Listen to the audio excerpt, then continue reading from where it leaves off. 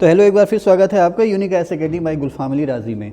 अब तक हम लोगों ने एंशिएंट हिस्ट्री में जो बेसिक चीज़ें हैं वो पढ़ी हैं, और इस सीरीज़ में मैंने आपको बता दूं, हम लोग अब तक चेर चोल पांड्य, पल्लव राष्ट्रकूट चालुक्य, सातवाहन वाकाटक, गुप्त, शक कुषाण, भारत पर जो विदेशी हमले हैं इंडो यूनानी से लेकर के यूनानी तक, सारी चीज़ों के बारे में जो एक बैकग्राउंड है या बेसिक नॉलेज है उसके बारे में हम लोग बात कर चुके हैं। अब मैंने जैसे कि आपसे प्रॉमिस किया था कि उसके बाद इन सभी को मैं कोरिलेट करके पढ़ाऊंगा, तो मेरा ये अपना स्टाइल है।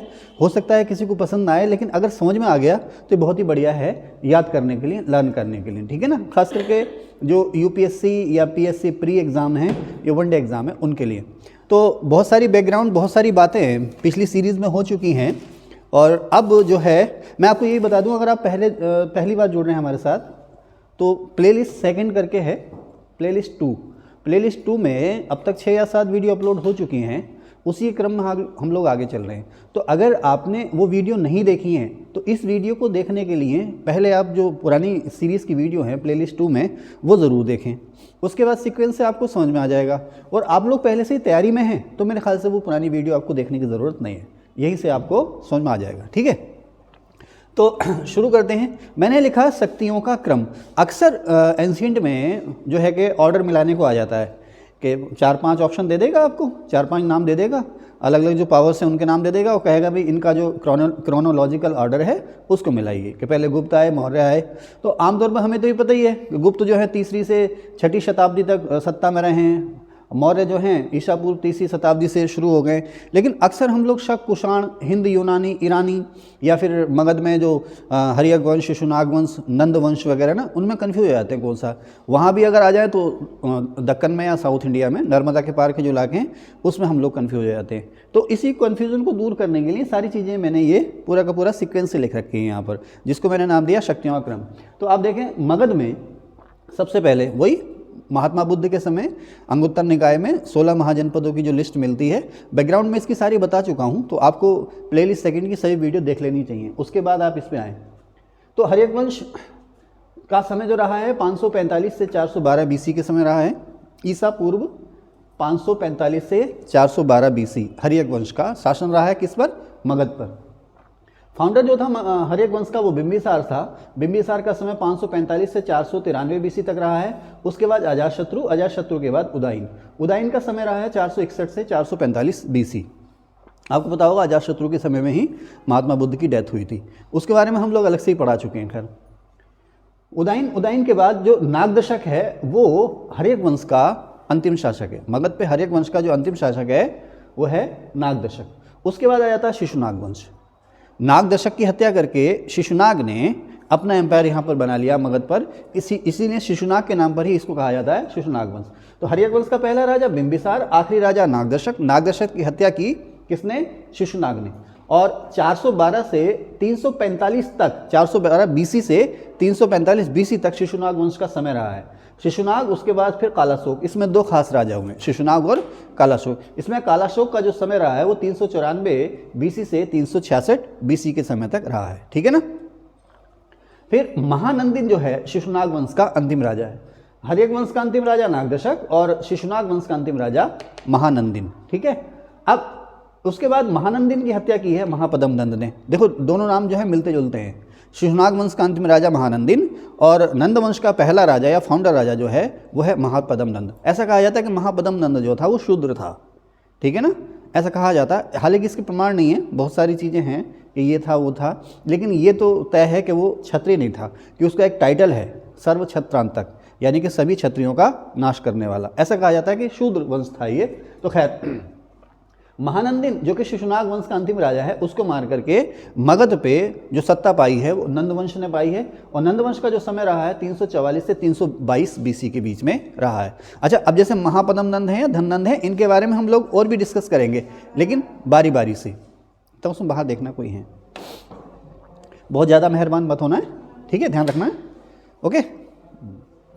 वो एक बहुत पुरानी फिल्म का डायलॉग है ना, नहीं चलने दीजिए, कोई दिक्कत नहीं। जो कोई भिक्षावृत्ति के लिए कोई आते थे ना, बेगर आते थे, तो निकाल के 100 का नोट, 200 का नोट, 10 का नोट, 20 का नोट दे देता था ना। तो बाकी कहानी सुनी है ना आपने कि आप भिखारी कैसे हो गए? बेटा मैं भी ऐसे ही मांगने वालों को 100 रुपये के नोट दिया करता था। तो हमारी बहन तो उसमें भी ऐसी है, ठीक है। तो थोड़ा कंट्रोल करना है, ठीक है। आगे चले। तो नंद वंश का जो फाउंडर था वो था महापद्म नंद।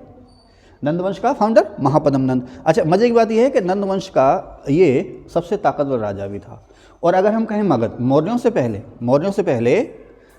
पहले मगध में सबसे पावरफुल वंश कौन सा था? तो नंद वंश था। और सबसे पावरफुल राजा कौन सा था? तो महापद्म नंद था, मौर्यों से पहले। ठीक है ना। देखिए, मगध की बात कर रहे हैं ना, तो हर्यक वंश का अगर पूछे, ध्यान रखना बेटा, मैं इसको अलग से लिखाऊंगा अभी। हर्यक वंश का अगर पूछे सबसे पावरफुल राजा तो अजातशत्रु, और शिशुनाग वंश का पूछे तो शिशुनाग, और नंद वंश का पूछे तो महापद्म नंद। ओके। और पूछे सीधा मौर्यों से पहले मगध का सबसे पावरफुल राजा तो महापद्म नंद, और पूछे मगध का सबसे पावरफुल राजा अशोक के चंद्रगुप्त मौर्य। मैं अशोक को कहूँगा, हालांकि चंद्रगुप्त मौर्य फाउंडर था, लेकिन मैं अशोक को कहूँगा क्योंकि जो काम चंद्रगुप्त मौर्य पूरे नहीं कर पाया था वो बाद में अशोक ने किए थे, खास करके जो कलिंग विजय है वो। ठीक है, आगे चलें। तो अब नंद वंश का अंतिम राजा धननंद, ठीक है ना, धननंद। अच्छा, क्या चंद्रगुप्त मौर्य ने धननंद की हत्या की थी? राबिया, क्या आप बताएं प्रियंका, चंद्रगुप्त मौर्य ने क्या धननंद को मार दिया था? मार दिया था। चंद्रगुप्त मौर्य ने 323 बीसी के आसपास अपना मिशन शुरू किया। 322 में उसने उत्तर पश्चिम जीता, और 321 बीसी के आसपास उसने पाटलिपुत्र पर कब्जा कर लिया, या मगध पर भी कब्जा कर लिया, धननंद की हत्या करके, धननंद की आर्मी को हरा करके, या धननंद की हत्या करके, या धननंद या नंद वंश का खात्मा करके। अब उसने मगध पर या भारत में या पाटलिपुत्र पर अपना एम्पायर बना लिया, या मौर्य वंश की फाउंडेशन हो गई, जिसका फाउंडर कौन था? चंद्रगुप्त मौर्य। अच्छा, मौर्य वंश जो रहा है वो 323 बीसी से 185 बीसी के आसपास रहा है। ठीक है ना। चंद्रगुप्त मौर्य, फिर बिंदुसार, फिर अशोक के बाद उसके और दूसरे वारिस। तो मौर्यों के बारे में अभी हमने पढ़ाया नहीं है, इसको हम अलग से पढ़ाएंगे। ठीक है ना। मौर्यों को, इसके अलावा गुप्तों पर हमने बना रखा है, वीडियो भी बना रखा है, अपलोड भी कर रखा है, वो आप लोग सर्च कर लीजिएगा। मौर्यों के बारे में हमने वीडियो नहीं बनाई, वो अलग से पढ़ाएंगे। ठीक है, वो हमने ऑफलाइन पढ़ाया, ऑनलाइन नहीं पढ़ाया ना अभी। मौर्य ऑनलाइन नहीं पढ़ाए ना अभी। हाँ, ठीक है, आगे चलें। अब मौर्यों के बाद आते हैं शुंग। ठीक है ना। शुंग वंश का फाउंडर कौन था? पुष्यमित्र शुंग। अच्छा, शुंग वंश का समय क्या रहा? 185 बीसी से 73 बीसी। ठीक है ना। आपको मैंने बताया कि कुषाणों ने शकों को मध्य एशिया से कब भगाया? 165 बीसी के आसपास। तो अभी शक और कुषाण जो हैं दोनों ही मध्य एशिया में, अभी भारत पर वो नहीं आए।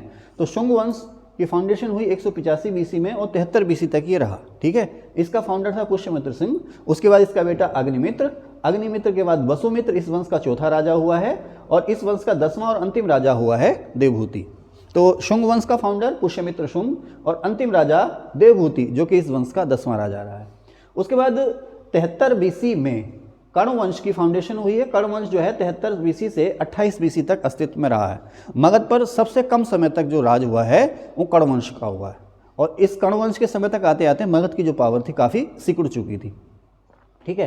कर्ण वंश में 43 वर्ष में 4 राजा हुए हैं, और इस वंश का जो फाउंडर था वो वासुदेव था, और देवभूति की हत्या की थी। शुंग वंश के अंतिम राजा देवभूति को मार करके वासुदेव ने कर्ण वंश की फाउंडेशन की थी।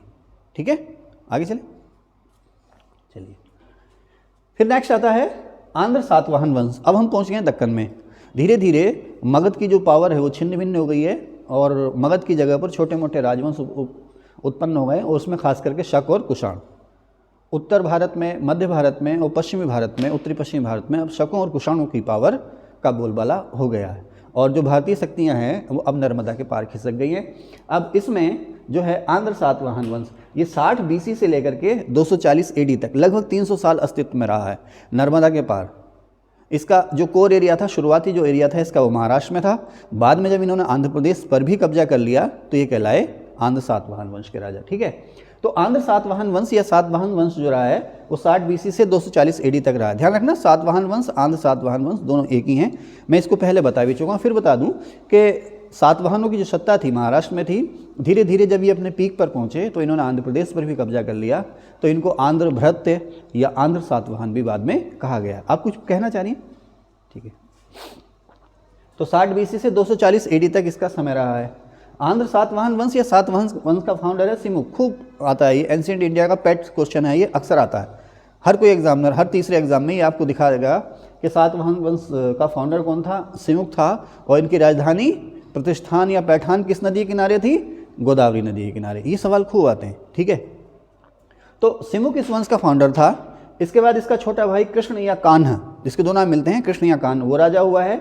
उसके बाद फिर अंधकार का युग आ गया है, फिर राजा बना है सतकर्णी फर्स्ट, सतकर्णी प्रथम, दो हुए इसका मतलब, सतकर्णी प्रथम राजा बना है। इसके बाद इसकी डेथ के बाद इसका जो बच्चा था वो छोटा था, तो इसकी रानी जिसका नाम था नगानिका, नगानिका ने संरक्षक रानी के रूप में काम किया। जैसे चांद बीबी, ताराबाई है ना, इन्होंने संरक्षक रानियों के रूप में काम किया। तो उसी तरह से आंध्र सातवाहन वंश में नगानिका, नगानिका कौन है? सतकर्णी फर्स्ट की पत्नी, उसने इसकी संरक्षिका के रूप में काम किया है। इस वंश में संरक्षक रानी के रूप में काम किया है, ठीक है। उसके बाद फिर से अंधकार का युग आ जाता है, यानी कि छोटे मोटे राजा हुए हैं और वो चोल, चालुक्यों, पांड्यों, पल्लवों की वजह से हाशिए पर ढकेल दिए गए, ठीक है। उसके बाद आता है राजा हाल। यहाँ हाल के समय में इस वंश का फिर से पुनरुत्थान होता है। अच्छा, अक्सर सवाल आता है कि पुराणों में कौन सा पुराण जो है वो सातवाहन वंश की सबसे ज़्यादा जानकारी देता है, तो वो मत्स्य पुराण है, ठीक है, मत्स्य पुराण, ओके। अमरावती लेक सातवाहनों से संबंधित है। मत्स्य पुराण जो है पुराणों की जानकारी का बहुत बड़ा सोर्स है। तो मत्स्य पुराण जो है राजा हाल को इस वंश का 17वां राजा कहती है। राजा हाल ने जो राज किया है वो 20 से 24 एडी तक किया, यानी कि 4 साल, 20 एडी से 24 एडी तक 4 साल इसने राज किया है। इसने इस वंश को फिर से उठाना शुरू कर दिया, अंधकार के युग से ये बाहर ले आया। उसके बाद इस वंश का 23वां राजा मत्स्य पुराण के अनुसार ही हुआ है गौतमीपुत्र सतकर्णी। गौतमीपुत्र सतकर्णी इस वंश का 23वां राजा है। गौतमीपुत्र सतकर्णी का जो समय रहा है वो 106 से 130 एडी तक रहा है, 106 से 130 एडी। 130 एडी में ही शक राजा रुद्रदमन फर्स्ट गद्दी पर बैठा था, तो ये दक्षिण में है। तो गौतमीपुत्र सतकर्णी का जो समय है वो 106 से 130 एडी है। उसके बाद इसका बेटा वशिष्ठीपुत्र पुलवामी 130 से 154 एडी तक इसने राज किया है, 154। मैं इसको क्लियर लिख दूँ, शायद ये कुछ लोग कन्फ्यूज हो जाएंगे, 154, ठीक है। अच्छा, अब मैं ये बता दूं कि जो आंध्र सातवाहन वंश के लोग हैं ना, ये अपने नाम से पहले अपनी माता का नाम लगाते थे। तो आप देख रहे हैं ना, जैसे गौतमीपुत्र सतकर्णी, वशिष्ठीपुत्र पुलवामी, और इस वंश का अंतिम राजा था यज्ञश्री सतकर्णी, ठीक है। खैर आगे चलते हैं। इस वंश का जो लास्ट शक्तिशाली राजा था, अंतिम पावरफुल या उल्लेखनीय राजा जो था, वो था यज्ञश्री सतकर्णी। इसका समय रहा है 174 एडी से 203 एडी, यहाँ तक इसका समय रहा है, ठीक है। आगे चलते हैं। अब उत्तर और पश्चिम भारत में, अब मैं इधर आ गया, उत्तर और पश्चिम भारत में आपको पता है उत्तर और पश्चिम भारत में शुंगों के बाद शक आए, मौर्यों के बाद कौन आए? शुंग, है ना, मौर्यों के बाद शुंग आए, है ना। फार्मूला बनाया ना मैंने, हसीना मोशुक आंशुक, है ना, एक फार्मूला है, कहीं लिख दूँ यहाँ पर, अभी लिख देता हूँ, याद दिला देना मुझे आप लोगों को। हसीना मोशुक आंशुक, है ना, हर्यक वंश, शिशुनाग वंश, नंदवंश, मौर्य वंश, शुंग वंश और कर्ण वंश, और फिर आ गए आपके शक, और शकों के बाद कुषाण, ओके। याद है? याद है? नहीं है? मैं लिख देता हूं।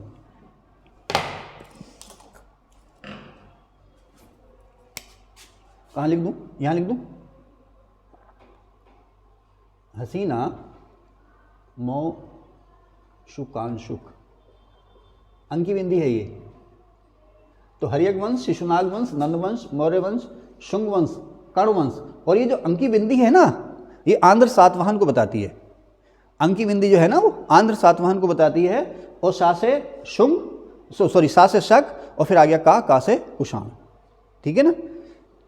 हर्यक वंश, शिशुनाग वंश, नंदवंश, मौर्य वंश, शुंग वंश, कर्ण वंश, का से कर्ण वंश, और अंकी बिंदी जो है आंध्र सातवाहन वंश को बताती है, फिर शक और उसके बाद कुषाण, ठीक है।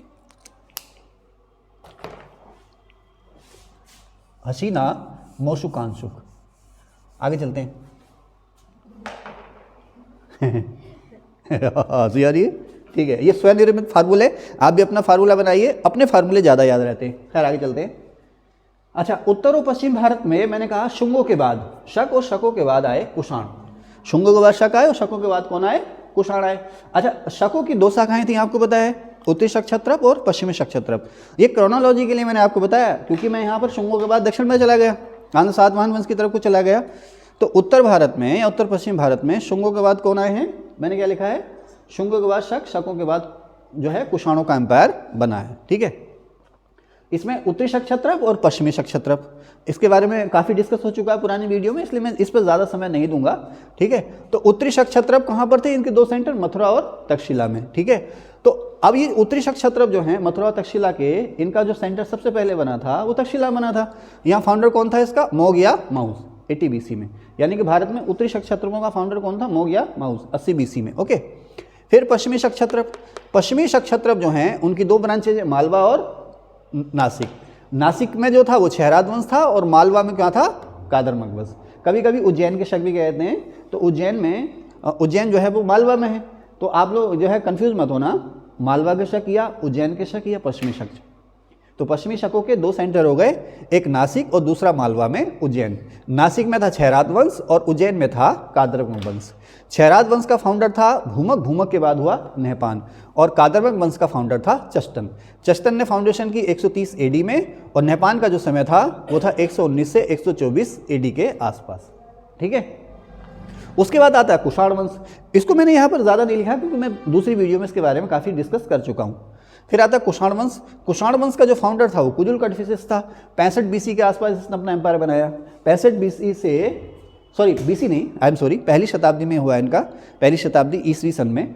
तो कुजुल कडफिसेस ने कुषाण वंश की फाउंडेशन जो की है 65 AD में, 65 AD से 78 AD, 13 साल इसने राज किया है। और उसके बाद आता है विम कडफिसेस। कभी कुजुल कडफिसेस को कडफिसेस फर्स्ट भी लिख देते हैं और विम कडफिसेस को कडफिसेस सेकंड भी लिख देते हैं, ध्यान रखना। तो कुजुल के बाद आया विम, विम के बाद कनिष्क। कनिष्क जो था कुषाण वंश का सबसे पावरफुल राजा था और इसी के समय पीक पर पहुंचा। इसकी जो फाउंडेशन हुई थी 78 AD में। इसकी मौत कब हुई इसके बारे में कोई ज़्यादा जानकारी है नहीं। तो कनिष्क जो गद्दी पर बैठा 78 AD में बैठा। ओके, उसके बाद ये मैंने क्या बनाया होगा, हाँ यहाँ पर मैं दिखा रहा हूँ उत्तर भारत में हर्ष के एम्पायर को, जो हर्ष का जो एम्पायर है उसको दिखा रहा हूँ। हर्ष, राजा हर्ष सुना आपने? वर्धन वंश का राजा हर्ष। आइए थोड़ा रोक दीजिए, मैं सांस ले लूँ। आइए, तो राजा हर्ष के जो पिता थे या पूर्वज जो थे, या वर्धन वंश के या पुष्यभूति वंश के जो फाउंडर थे वो थे पुष्यभूति वर्धन। वर्धन वंश जो है गुप्तों के बाद, गुप्त वंश के पतन के बाद या गुप्तों के बाद उत्तर भारत की सबसे पावरफुल जो एम्पायर था, है ना। यहाँ पर थोड़ा जेंडर की दिक्कत हो गई है शायद, है ना, वाक्य जो है अच्छी से शुद्ध तरह से नहीं बना है। तो मैं ये कहना चाह रहा हूँ कि गुप्तों के बाद उत्तर भारत में जो सेंट्रलाइजेशन किया या इंटीग्रेशन किया या केंद्रीकरण किया या एकीकरण किया, वो किया वर्धनों ने। अब वर्धन वंश का जो फाउंडर था वो था पुष्यभूति। इसका पूरा नाम है पुष्यभूति वर्धन, इसीलिए इस वंश को हम लोग कहते हैं वर्धन वंश। कभी इसको पुष्यभूति वंश भी कहते हैं और कभी इसको वर्धन वंश भी कहते हैं।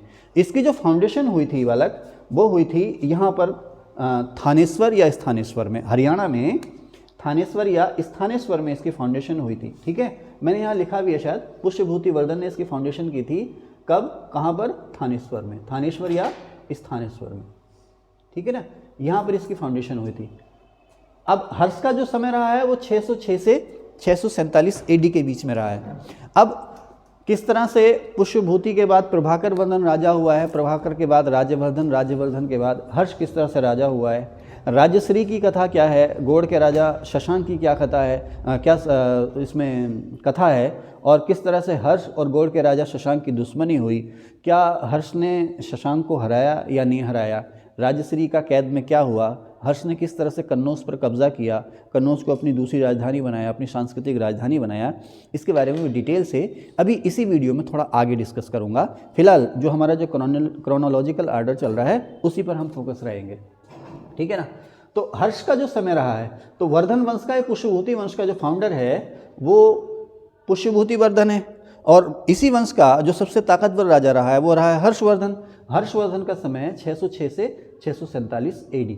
इसके अलावा ये चेर, चोल और पांड्य जो हैं, चेर, चोल और पांड्य जो हैं, इनके बारे में मैं अभी इसी वीडियो के लास्ट में जब संगम वंश की बात करूंगा उसमें बताऊंगा। आपको पता ही है जो संगम साहित्य का जो युग रहा है वो 100 AD से 300 AD के बीच में रहा है। तो जो संगम कराए थे, तमिल कवियों के जो संगम 3 हुए थे ना, ये तीनों कराए थे पांड्य राजाओं ने।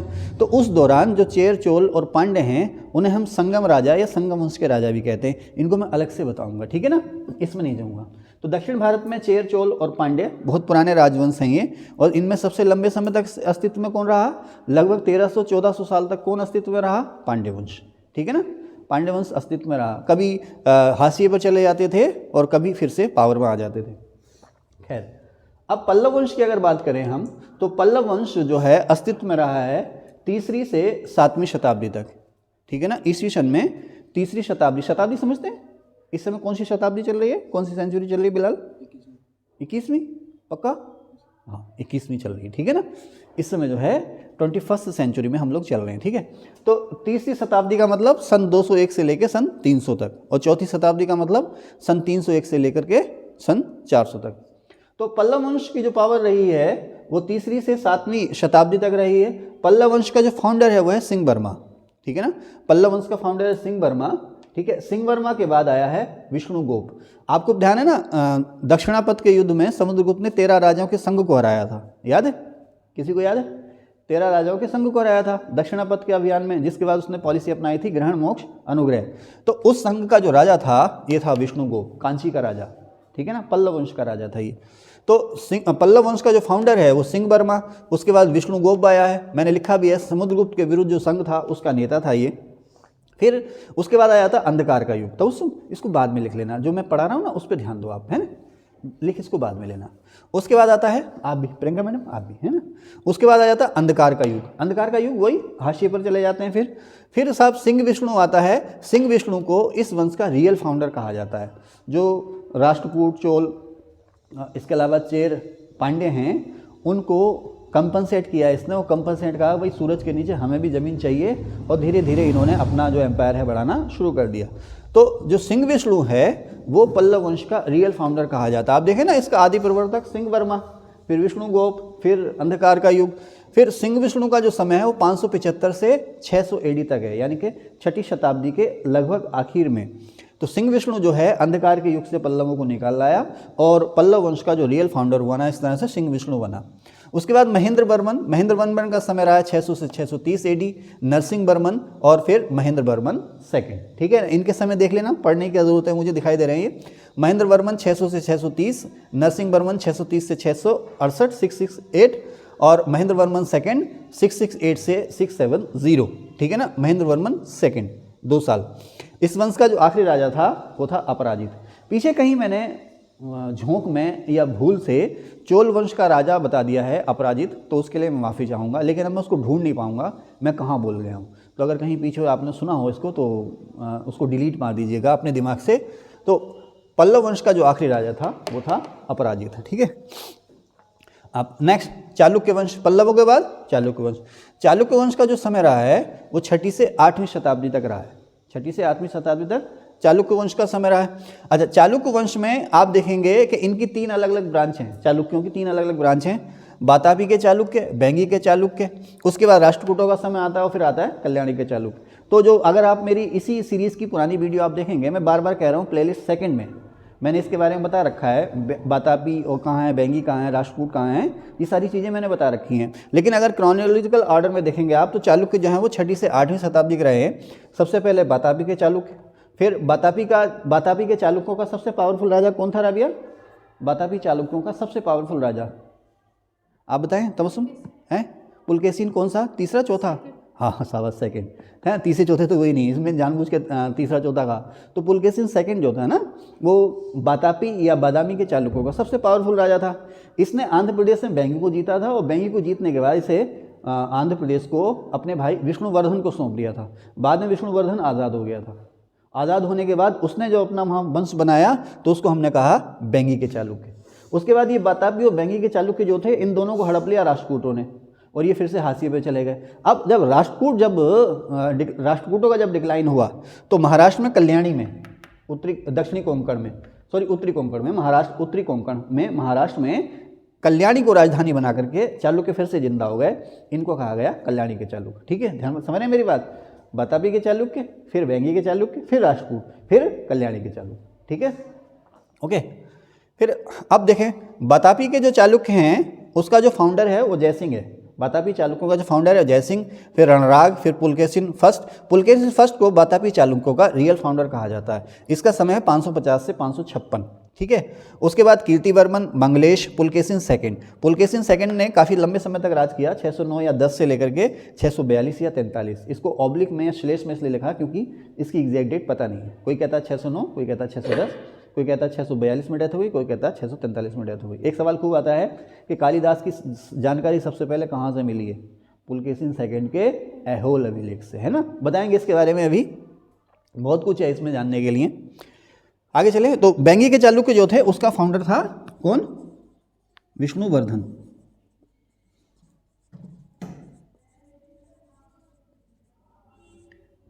आगे चले, नेक्स्ट आता है कल्याणी, यानी कि महाराष्ट्र में कल्याणी, वहाँ के चालुक्य। इस कल्याणी के चालुक्य का जो फाउंडर था वो था तैल या तैलप सेकंड, ठीक है ना। इसका नाम या तो तैल मिलता है या तैलप सेकंड भी इसको कहते हैं। फिर सत्याश्रय, फिर विक्रमादित्य पांचवां, फिफ्थ, और विक्रमादित्य छठा।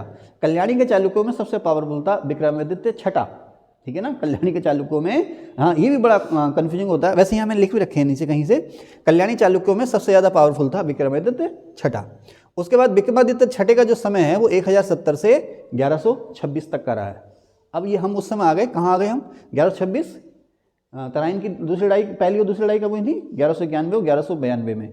लेकिन इससे पहले यहाँ पर उत्तर भारत में कौन अपने जुल्म कर रहा था? महमूद गजनवी, ये वही समय। तो 1070 से नहीं, महमूद गजनवी तो 1027 में मर गया था ना, 1027 में मर गया था, ठीक है ना। तो विक्रमादित्य छठे का जो समय रहा वो 1070 से 1126, ठीक है। फिर आते राष्ट्रकूट, राष्ट्रकूटों के बारे में। राष्ट्रकूट वंश का जो फाउंडर था वो था दंती दुर्ग। 736 से 756 तक इसने राज किया। राष्ट्रकूट राजा दंती दुर्ग ने 736 से 756 तक राज किया। और उसके बाद कृष्ण के बाद ध्रुव के बाद गोविंद सेकंड, ठीक है ना। ध्रुव के बाद गोविंद सेकंड, और फिर अमोघ वर्ष। अमोघ वर्ष का एक टाइटल कोई बताएगा तो 101 रुपये नाम पाएगा। बिंदुसार को कहते हैं वो। अमोघ वर्ष का कोई टाइटल बताएगा? धारावर्ष, क्या? धारावर्ष, अभी आगे बताऊंगा सारे, है ना। मैंने लिख भी रखे हैं लेकिन अमोघ वर्ष का टाइटल नहीं लिखा। अमोघ वर्ष को कहते हैं धारावर्ष, ठीक है। आगे चलें। अब यहां से मैं आ जाऊंगा शहर। कौन सा शहर किसने बताया? मैंने लिखा है यहां पर शहर स्थापना। इसका मतलब है कौन सा शहर किसने बसाया।